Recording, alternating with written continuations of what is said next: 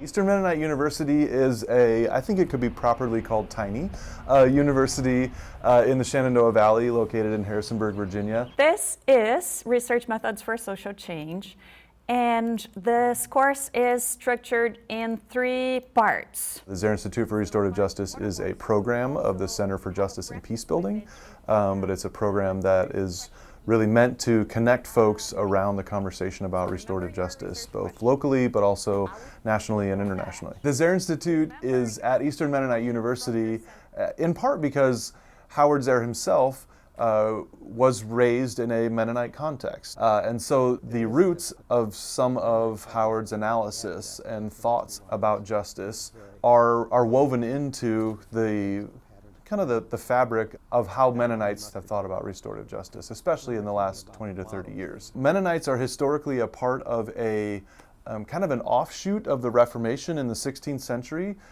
in Europe. So part of what became to be known as Anabaptism. Early Anabaptists were involved in baptizing adults, which at that time was completely new and unknown because infant baptism was the way that most folks came. And so the term Anabaptism means to be baptized again.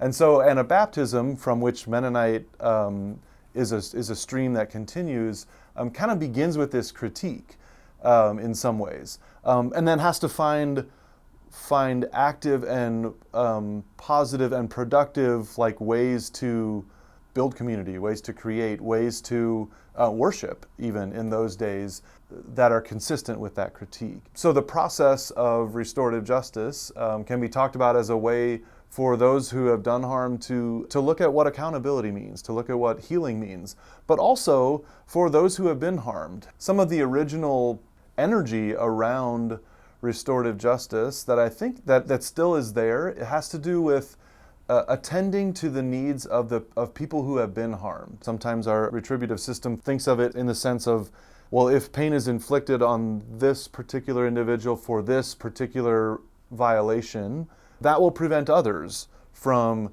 committing that violation in the future.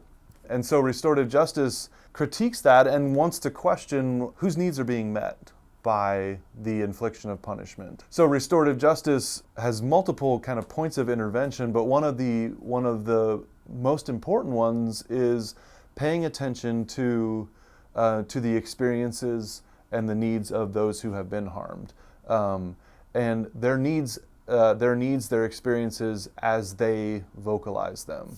You're also using those lenses of... We were the first full master's degree in restorative justice in the U.S. People come from around the world because the Center for Justice and Peace Building has been known and become known for a particular approach to peace building. Our niche doesn't exist in many places around the world.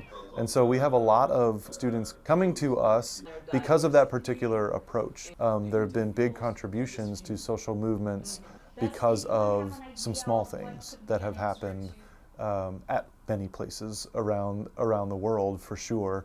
And I think CJP has been one of those places. Thank you for watching. Make sure to like, comment, and subscribe to VPM's YouTube channel. And head to vpm.org for more in-depth coverage.